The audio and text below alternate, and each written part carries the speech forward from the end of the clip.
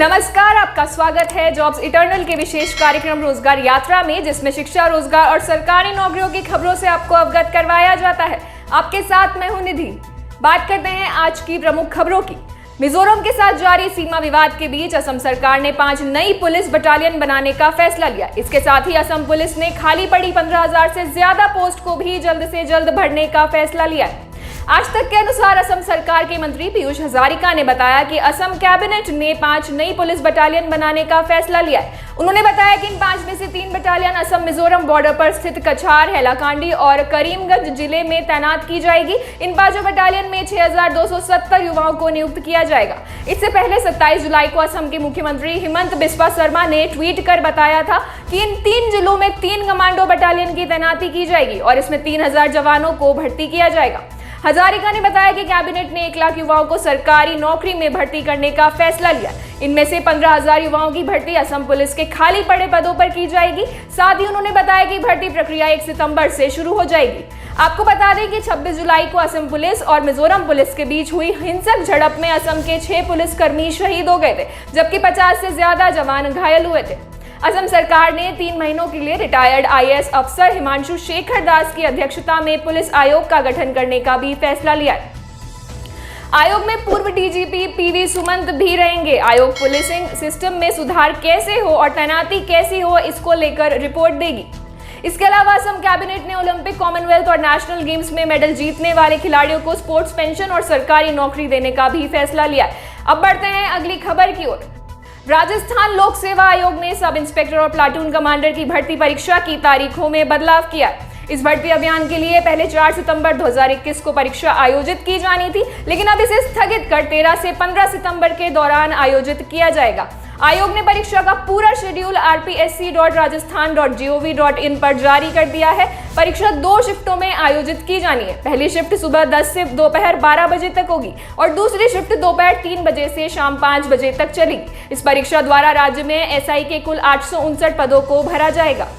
बता दें कि पदों पर आवेदन करने की शुरुआती तारीख 9 जुलाई 2021 और आवेदन की आखिरी तारीख 23 जून 2021 थी।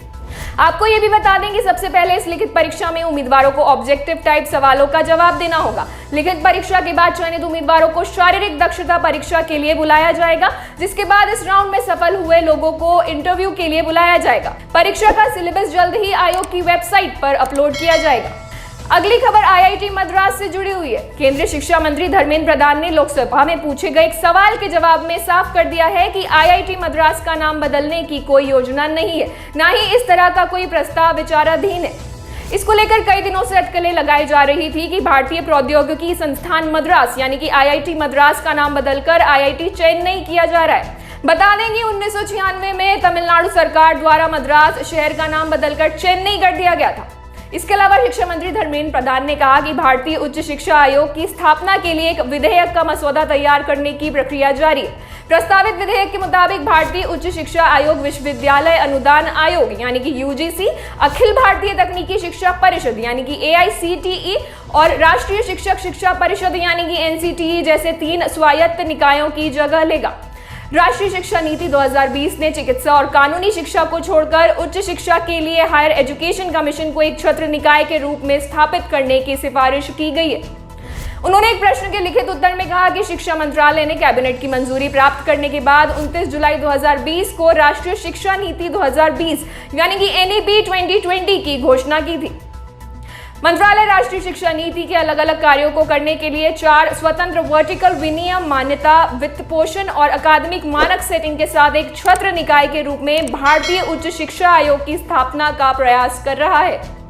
अंत में बात करेंगे रेलवे में निकली सरकारी नौकरी की, लेकिन उससे पहले अगर आपने हमारे चैनल को सब्सक्राइब नहीं किया है तो सब्सक्राइब जरूर कर लीजिए।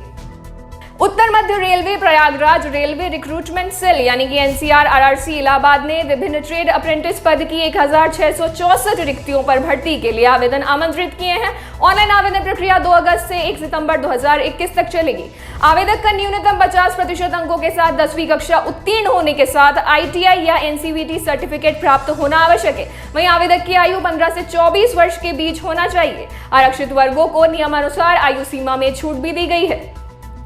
आपको बता दें, इस भर्ती द्वारा पुरुष एवं महिला उम्मीदवारों की fitter, carpenter, welder, electrician, machinist, painter, mechanic, plumber, wireman इत्यादि पदों पर प्रयागराज, झांसी और आगरा में नियुक्तियां की जाएंगी। अधिक जानकारी के लिए आप जॉब्स इटर्नल की वेबसाइट पर जा सकते हैं। आज की रोजगार यात्रा में बस इतना ही। किसी भी सरकारी नौकरी की जानकारी और आवेदन हेतु आप डिस्क्रिप्शन में दिए गए लिंक पर क्लिक कर हमारी ऑफिशियल वेबसाइट jobseternal.com पर जा सकते हैं। अगर आपको ये कार्यक्रम पसंद आया हो या इससे आपकी या किसी और की सहायता होती है तो इसे लाइक और शेयर करें।